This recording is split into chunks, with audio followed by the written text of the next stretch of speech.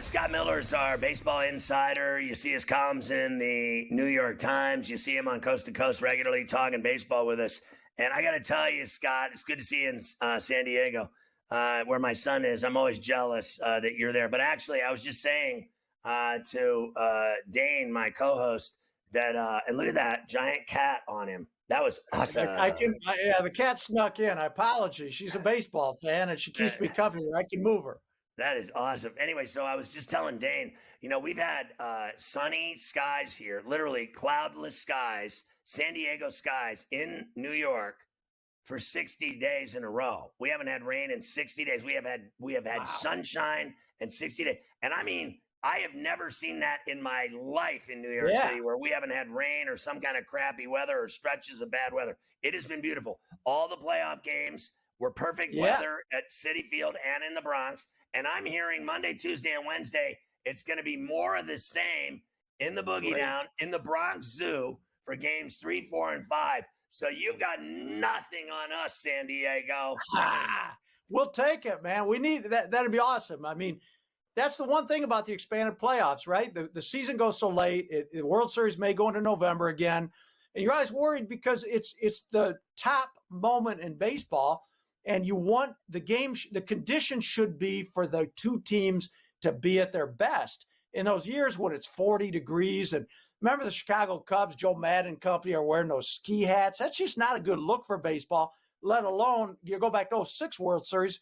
Remember how it was Detroit and St. Louis, and it was rainy and raw, and the Detroit pitchers kept throwing the ball all over the infield. I mean, that's not how the World Series should be played. So bring on the warm weather in New York next week. Let's have baseball weather. Let's get a good World Series. What did you think when you saw the Mets come back to Los Angeles for Game 6 and the Dodgers still put 10 on them? And it was like every game in the championship series, there were so many runs and so many homers and big hits and massive blowouts. I mean, what did you think when you saw him do it to him again? Because the Mets had jumped out to a 1-0 lead and they still got beat down. Yeah, I mean, it's always important, especially when you're facing elimination. You talk to any manager, they'll always say it's really important to score first. It takes a little bit of the pressure off of us. It gets us feeling good about ourselves. It gets us out quick.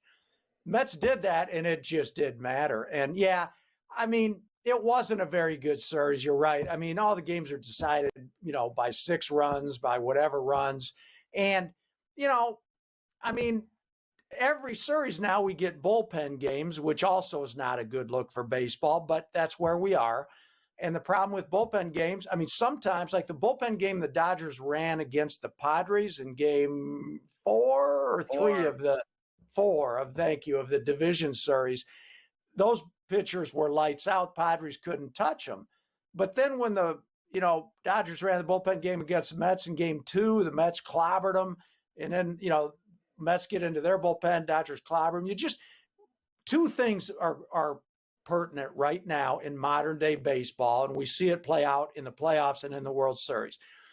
The games are going to be decided by the bullpen because starting pitchers just don't go deep enough into games mostly to where they have an effect. I mean, a guy leaves a game after 5 innings or 4 innings, and there's going to be more scoring.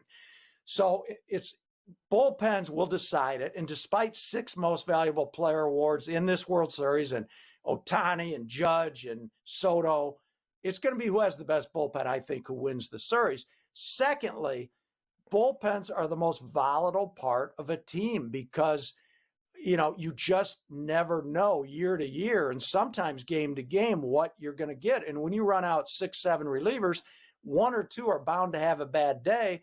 And also when I talk about volatility, just look at Cleveland against the Yankees. Emmanuel Clase, he was like the Mariano Rivera of this year just for 1 year. He was the best pitcher in the majors, closer. He was locked down. Nobody could touch him. And then the Yankees beat him like he was the 27th. Brutalized him.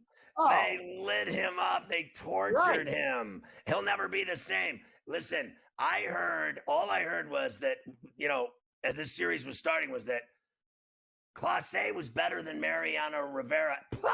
Are you kidding me? Like, don't get me started.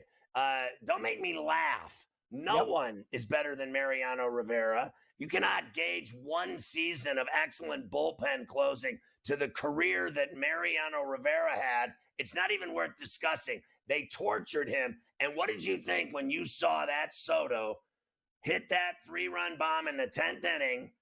I mean, you talk about clutch in money time. That at bat, that 7-pitch at bat, that was unbelievable.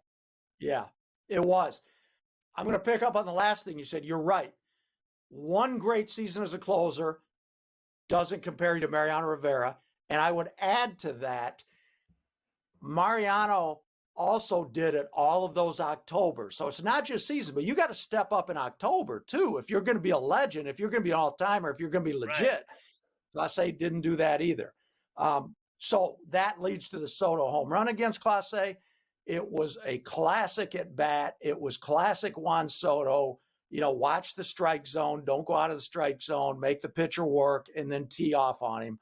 And you saw in that at bat why the Yankees have loved him all season long, why he's had the success he's had in his career, other than his time in San Diego, right. Which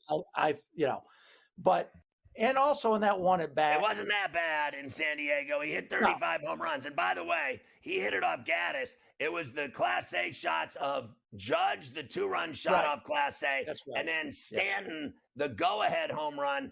And they still lost that game with the 9th inning and 10th inning heroics of the Guardians bats. And then the Yankees went out and won the next 2 games and finished them off on the Soto shot.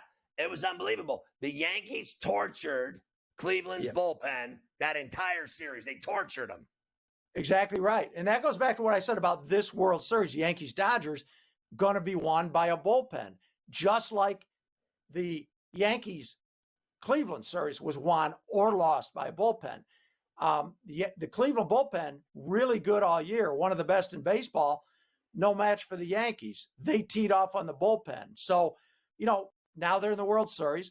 We'll see if they can tee off on the Dodgers bullpen or vice versa, if the Dodgers can get to the Yankees bullpen. But it's interesting because, both teams have had to shuffle their bullpens this year, right? Clay Holmes blew 13 saves. Right. Yankees had to put Luke Weaver in there. The Dodgers had Evan Phillips as their closer. He stumbled. They had to shift some things. They've had injuries. Now they got Michael Kopech at the trade deadline.